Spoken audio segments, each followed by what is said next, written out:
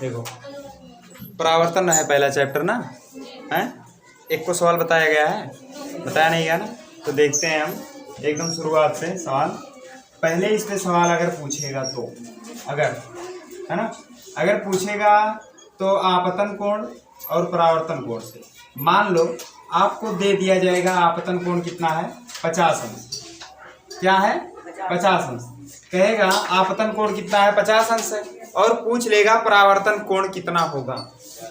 तो परावर्तन कोण कितना होगा 50 अंश ही होगा, क्योंकि आपतन कोण बराबर होता है सदैव परावर्तन। इस टाइप का लग जाएगा। ठीक, दूसरा देखो, दूसरे टाइप से जो पूछेगा वो चित्र बनाया रहेगा। इस टाइप से लग जाएगा ना। एक भी सवाल ऐसा बचे ना जो आए ना, ठीक है, सब आना चाहिए क्योंकि सवाल में ही नंबर मिलेगा। डेरिवेशन तो है नहीं कि डेरिवेशन आएगा, इस बार कट गया है तो उसके स्थान पे सवाल जरूर देगा तो 4 नंबर मिलेगा। ठीक, 4 नंबर अगर नहीं चाहिए तो मत पढ़ो। अब देखो दूसरा कैसे पूछ सकता, ऐसे चित्र बना के देगा आपको, ऐसे चित्र बना के देगा। ठीक, ये ऐसे और ऐसे। ठीक, अब जान रहे हो आपतन कोण क्या है, यही है, और परावर्तन कोण क्या है, ये है। यहाँ दे देगा ऐसे 50 अंश, यहाँ दे देगा 50 अंश। ठीक, और पूछेगा क्या, आपतन कोण नहीं पूछेगा, कहेगा परावर्तन कोण बताइए। तो परावर्तन कोण के लिए हम पहले क्या करेंगे, आपतन कोण निकाल लेंगे, हैं, क्योंकि परावर्तन कोण बराबर होता है आपतन कोण के। ठीक, बोलो ना हर टाइप का बताऊंगा, ठीक है, इससे ज़्यादा टाइप का पूछेगा नहीं आपसे सवाल, समझ रहे हो ना, नहीं तो फिर छूट जाएगा। सवाल कितना आता है आपको फिजिक्स का मैं जानता हूँ खूब अच्छे से, है ना, मुझे भी आता था, ऐसी बात नहीं है ना। तो इसीलिए मैं सोचता हूँ कि आप लोग ऐसे ना रहो कि ना आए समझ में। ठीक है, तो ये आपतन कोण, ये परावर्तन कोण, ये 50 अंश अगर आपको दिख रहा होगा तो ये 90 अंश दिख रहा है, नहीं दिख रहा है? तो हमें आपतन कोण के लिए क्या करेंगे, 90 में से 50 को घटा देंगे, आएगा क्या 40, यानी कोण आई का मान क्या आ गया 40 आया। ठीक, और उसके बाद क्या है, हमसे पूछा क्या था परावर्तन कोण, परावर्तन कोण इसी के तो बराबर होगा, तो हम कह सकते हैं कोण आर बराबर 40। क्यों कोण आर बराबर क्यों 40, क्योंकि कोण आई बराबर 40 है, इसलिए, है ना, क्योंकि परावर्तन का नियम क्या है दूसरा, आपतन कोण बराबर होता है सदैव परावर्तन कोण के। ठीक, समझ गए, इससे ज्यादा नहीं पूछेगा। ठीक, अब अगला देखते हैं, समझ गए ना। अब इसके बाद हम देखते हैं फोकस दूरी और वक्रता त्रिज्या से, यानी एफ और आर में, एफ और आर में। ठीक, एफ और आर में संबंध हम बताए ही है ना। तो अब देखेंगे एफ और आर में कैसे क्वेश्चन पूछता है। तो मान लो आपको दिया रहेगा फोकस दूरी और पूछेगा वक्रता त्रिज्या बताइए।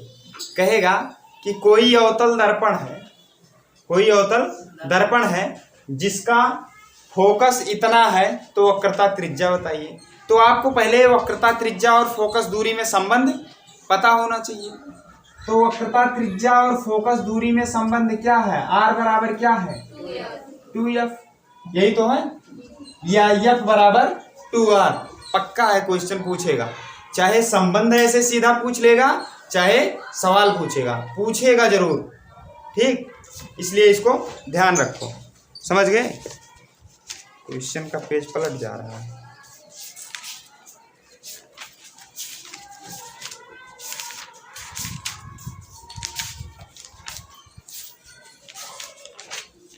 चलो, तो मान लो कह दिया कोई अवतल दर्पण है, कोई अवतल दर्पण है जिसका वक्रता त्रिज्या 10 सेंटीमीटर, तो उसकी फोकस दूरी ज्ञात कीजिए। वक्रता त्रिज्या कितना है 10 सेंटीमीटर है, तो यहाँ क्या लिखेंगे 10 लिखेंगे, और यहाँ 2f है, तो ये 2 इधर आएगा तो क्या हो जाएगा भाग, यानी f बराबर 5 आया कि नहीं आया ना। तो यानी फोकस दूरी कितना हो गया 5 हो गया। लेकिन आप एक चीज का ध्यान दीजिए इसमें कि फोकस दूरी किसकी माइनस होती है, किसकी प्लस होती है ना। तो जो अवतल दर्पण होता था, देखो अवतल दर्पण कैसे बनता था, ऐसे ना, इधर फोकस दूरी इधर रहती थी ना, बाईं तरफ है ना, तो मतलब माइनस होगा, यानी जो अवतल दर्पण की फोकस दूरी होगी वो माइनस होगी, लेकिन जो उत्तल दर्पण की फोकस दूरी होगी वो प्लस होगी, क्योंकि वो दाईं तरफ रहता था ना।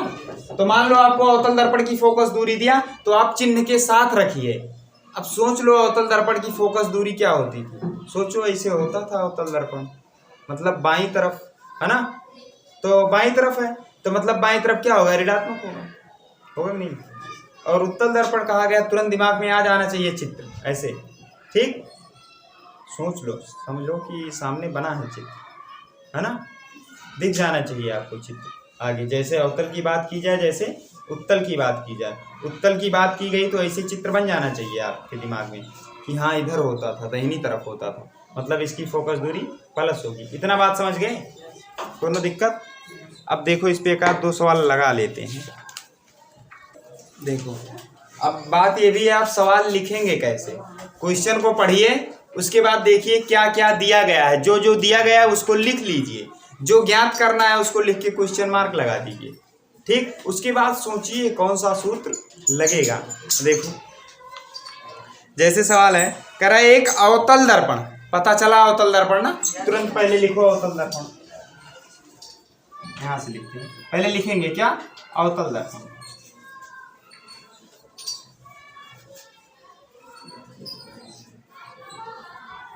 हो गया, लिख लिए ना।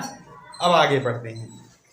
एक अवतल दर्पण की फोकस दूरी 10 मीटर है, फोकस दूरी 10 मीटर है, तो मतलब क्या, यप बराबर 10 मीटर, लेकिन अवतल दर्पण की फोकस दूरी माइनस होती। हो गया। इसके बाद तो अवतल दर्पण की वक्रता त्रिज्या का मान ज्ञात कीजिए, आर बराबर क्वेश्चन मार्क, ठीक। अब सूत्र लगाएंगे क्या, यफ बराबर आर अपान 2 लगाएंगे।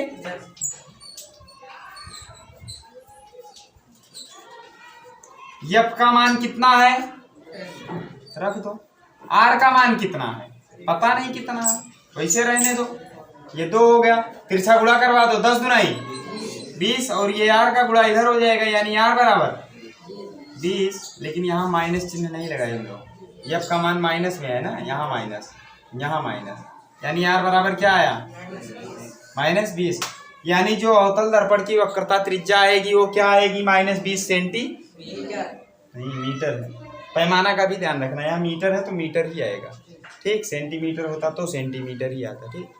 यानी फोकस दूरी -10 मीटर थी तो वक्रता त्रिज्या -20 मीटर हो गया, समझ गए नहीं। अच्छा मान लो अभी हम सवाल लगाते और ऐसे आ जाता वक्रता त्रिज्या -20 मीटर, तो हम क्या समझते हैं कौन सा दर्पण है, तो तुरंत दिमाग में आ जाना चाहिए कि वक्रता त्रिज्या माइनस है तो मतलब फोकस दूरी भी माइनस होगा। अब फोकस दूरी किस दर्पण की माइनस होती है, अवतल की उत्तल, अवतल, तो तुरंत पता चल जाएगा, हाँ ये अवतल, समझ गए कि नहीं। इसी तरह से सवाल लगाना है और देख लेते हैं एक आध दो सवाल। ये देखो 20, 16, 19 बहुत बार पूछा गया है, आएगा जरूर इससे एक सवाल, ठीक है। कह रहा है एक उत्तल दर्पण की फोकस दूरी, उत्तल दर्पण कहा ना, तो तुरंत से लिखो उत्तल दर्पण, उत्तल दर्पण, ठीक। उसके बाद क्वेश्चन पढ़ो, उत्तल दर्पण कहाँ गया क्वेश्चन, उत्तल दर्पण की फोकस दूरी 20 सेंटीमीटर है, क्या फोकस दूरी यह बराबर, ये भी माइनस रहेगा, हाँ ये माइनस नहीं रहेगा क्योंकि उत्तल दर्पण की फोकस दूरी प्लस होती है, तो उसकी वक्रता त्रिज्या होगी, तो उसकी वक्रता त्रिज्या होगी, यानी आर बराबर क्वेश्चन मार्क। फिर हम सूत्र लगाएंगे, यफ बराबर आर अपान 2, तो यफ के स्थान पे कितना 20 बराबर ये 20/2, सॉरी 20/2 आर/2 है, ठीक, ये इधर आएगा तो r बराबर 40 आया।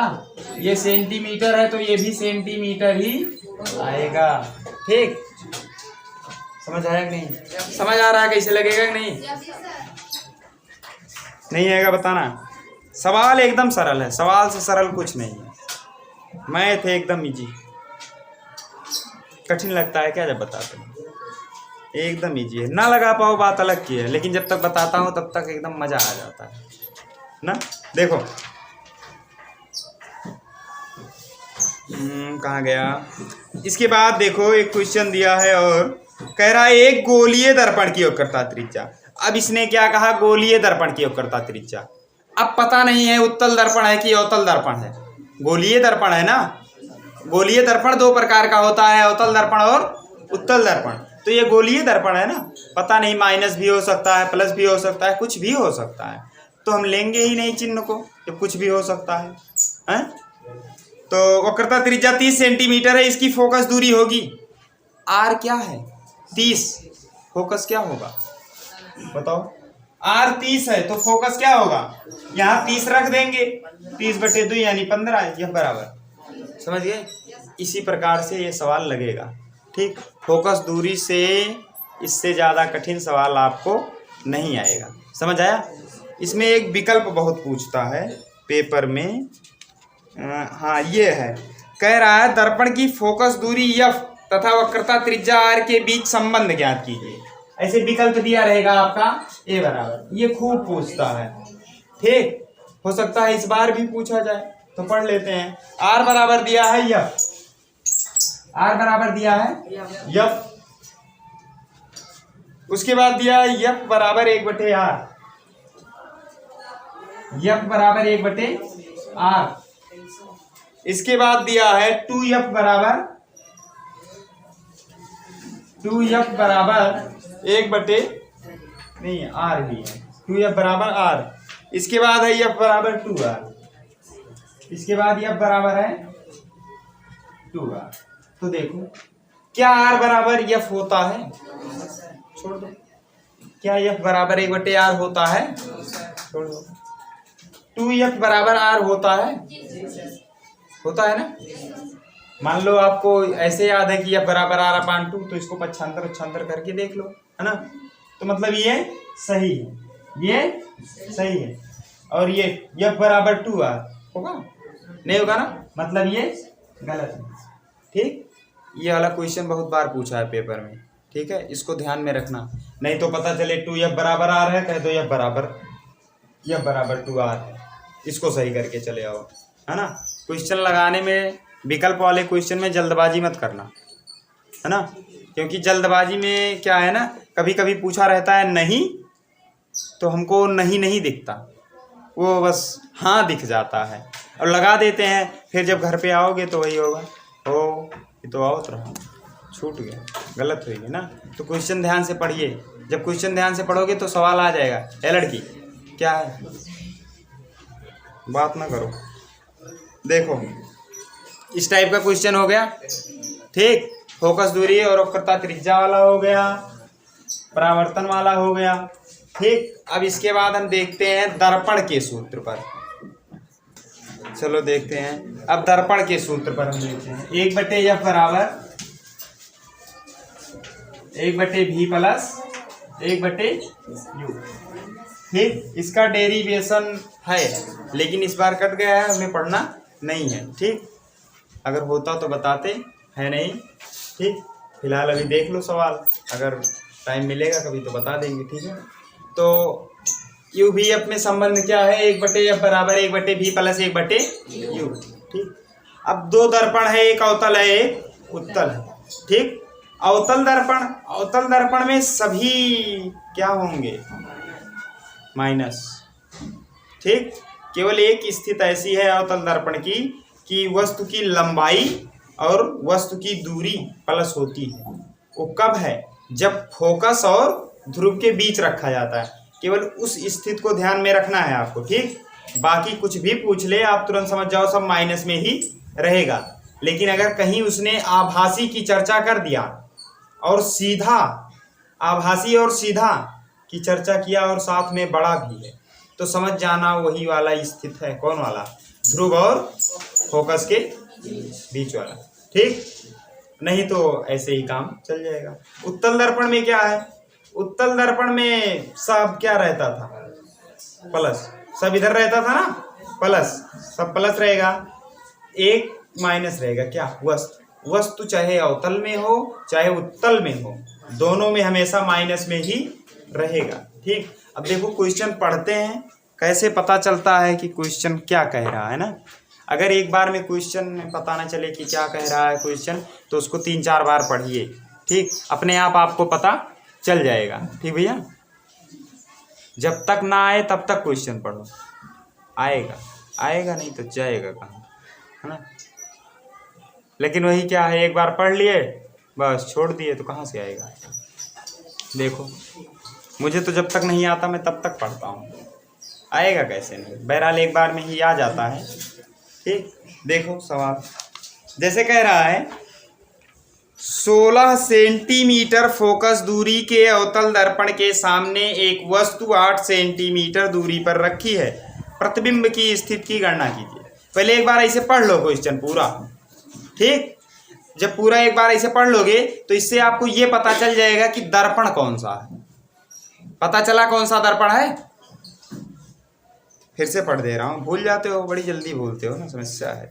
16 सेंटीमीटर फोकस दूरी के अवतल दर्पण के सामने एक वस्तु 8 सेंटीमीटर दूरी पर रखी है। अवतल दर्पण है ना, तो लिख लो अवतल दर्पण। और क्या लो, लिख लेते हैं अवतल दर्पण। अभी पहले सिंपल वाला देख लेते हैं, उसके बाद अभी गुना उना वाला सवाल देख लेते हैं ना।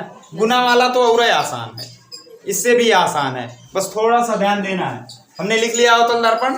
अब क्वेश्चन को पढ़ते हैं और लिखते हैं। 16 सेंटीमीटर फोकस दूरी, पहले लिखे हो अवतल दर्पण, तुरंत पता चल जाएगा कि फोकस दूरी प्लस होगी कि माइनस होगी ना। इसीलिए पहले लिखा जाता है कि कौन सा दर्पण है, अवतल है कि उत्तल है। ठीक, तो अवतल दर्पण था, इसकी फोकस दूरी कितना है? 16 है।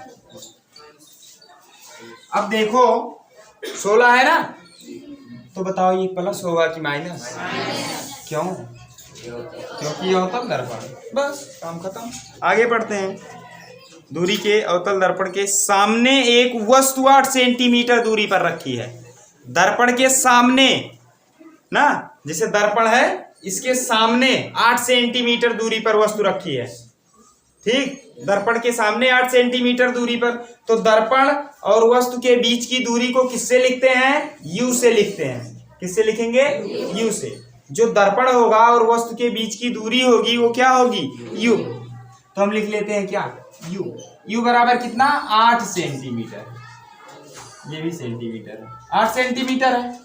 ठीक, अब देखो यू किस में रहेगा? माइनस में। यू तो हमेशा ही माइनस में रहता है ना, माइनस में हो गया। तो क्या करना है? प्रतिबिंब की स्थिति की गणना करनी है। प्रतिबिंब की स्थिति की गणना करनी है। ठीक, तो हमें क्या निकालना है?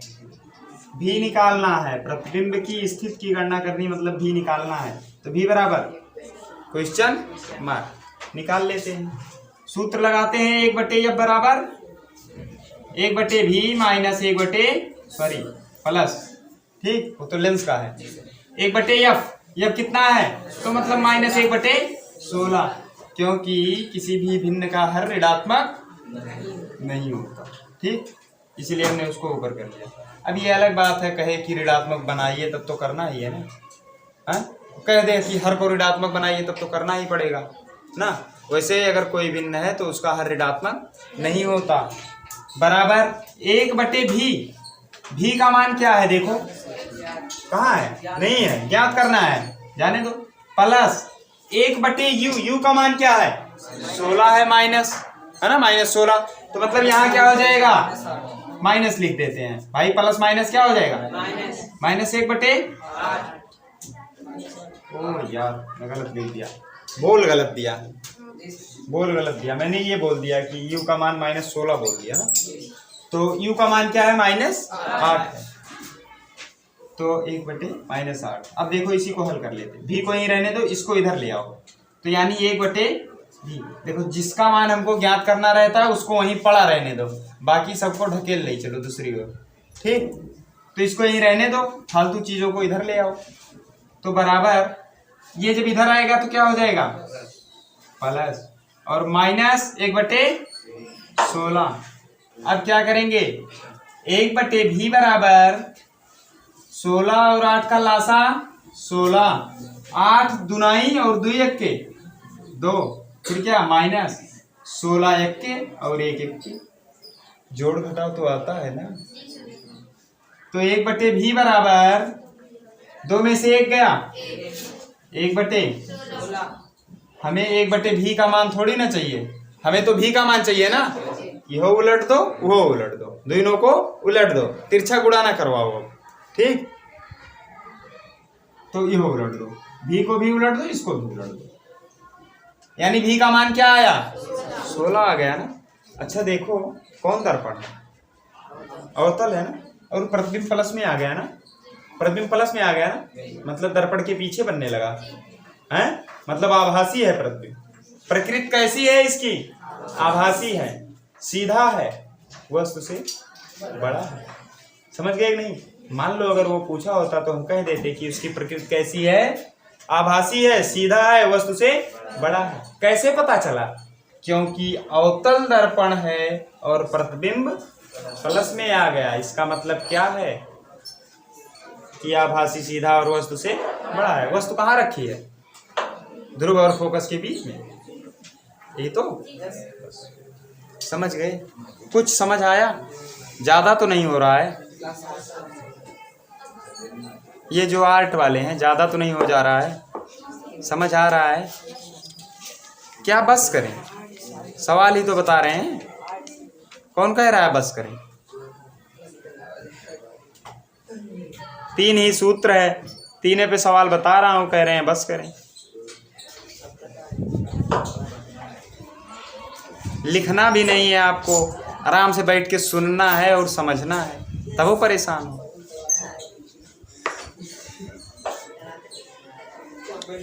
हाँ, अभी एक चीज और बच गया, रेखीय आवर्धन पे हमने नहीं बताया ना कि कैसे लगाएंगे, है ना। दर्पण पर तो हो गया, लेकिन रेखीय आवर्धन पर नहीं हुआ। चलो अब रेखीय आवर्धन देख लेते हैं पहले, उसके बाद सब मिला के देखेंगे एक साथ।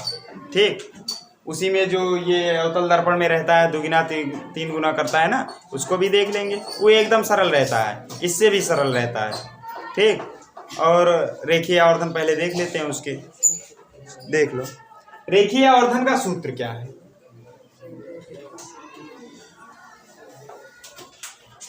रेखीय आवर्धन होता है यम बराबर I/O बराबर माइनस V/U। यहां आपको बस ध्यान ये देना है, देखो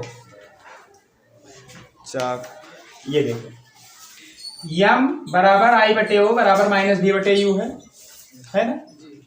अगर मान लो आपको I पता है, O पता है और यम निकालना है, तो ये वाला सूत्र लगाओगे। मतलब क्या, I और O पता है तो कौन सा सूत्र लगाओगे, और मान लो यम निकालना है आपको तो कौन सा सूत्र लगाओगे, ये इतना लगाओगे। समझ गए, इसको नहीं लगाओगे, क्योंकि अगर इसको लगाओगे, मान लो आपने इसको लगा दिया तो इसमें देखो 2 चीजें मिल जाएंगी आपको ना, जो नहीं पता है, तो कैसे निकलेगा, नहीं निकल पाएगा, दिक्कत होगी।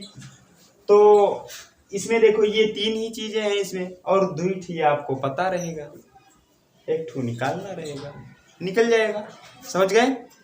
अब मान लो अगर आपको माइनस भी और माइनस यू पता होता, माइनस भी यू भी पता होता और यू पता होता, भी पता होता और यू पता होता, तब क्या करते, तब यम बराबर ये वाला लगा देते। मतलब यम बराबर माइनस भी अपान यू लगा देते। तब इसको नहीं लगाते, इसको लगाने से आता नहीं आता ना, तब क्या करते, यम बराबर माइनस भी अपान यू लगाते। इतना समझ पाए, समझ गए। अच्छा, मान लो आपको ओ पता है, यू पता है, आई पता है, अब निकालना क्या है, भी निकालना है। तब क्या करते, ये चारों लगा देते हैं। इसमें से आपको 3 चीजें पता है, एक निकल जाएगा। भाई सब चीजें आपको पता रहे, एक निकालना रहे तो नहीं निकलेगा क्या? उसको वहीं रहने तो जिसको निकालना है, बाकी ढकेल के ले जा दूसरी ओर, है यही तो करना है। चलो ठीक है, इतनी बातें समझ गए ना। देखिए आवर्धन में कैसे सवाल लगाएंगे, अब देखते हैं सवाल कैसे लगाया जाएगा, है ना। देखते हैं, पढ़ते हैं, लगाते हैं, तुम लोग सुनो। क्या है, एक अवतल दर्पण के सम्मुख, किसकी बात किया इसने? अवतल दर्पण। अवतल दर्पण के सम्मुख रखी वस्तु की लंबाई 20 सेंटीमीटर है। पहले लिख लेंगे कौन दर्पण, अवतल दर्पण कहा इसने ना, लिख लेते हैं, थोड़ा अच्छा लगता है जब लिख लेते हैं। अवतल दर्पण है, ठीक। फिर क्या है, एक अवतल दर्पण के सम्मुख रखी वस्तु की लंबाई 20 सेंटीमीटर है। वस्तु की लंबाई कहाँ रहता है? मुख्य अक्ष के ऊपर। किससे लिखे थे? ओ से, यानी ओ बराबर 20 सेंटीमीटर। प्लस रहेगा माइनस? प्लस, ऊपर है 20 सेंटीमीटर। यदि वस्तु द्वारा बने प्रतिबिंब की लंबाई 10 सेंटीमीटर, प्रतिबिंब की लंबाई मतलब क्या? आई बराबर 10 सेंटीमीटर। ये किस में रहेगा? माइनस की प्लस? माइनस, क्योंकि प्रतिबिंब कहाँ? नीचे। समझ गए? इसके बाद क्या करेंगे? अब क्या करना है हमें? हमें निकालना है अवतल दर्पण द्वारा बने प्रतिबिंब का रेखीय आवर्धन। अब रेखीय आवर्धन निकालना है तो रेखीय आवर्धन यम बराबर क्या? क्या? यम बराबर आई बटे ओ, और ये हो गया -10/20। ये कटा आया क्या? -1/2 सेंटीमीटर। यही है क्या? आंसर। समझ गए?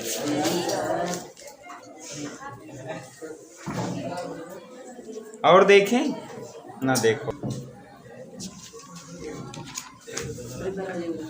नहीं, अब कल देखते हैं।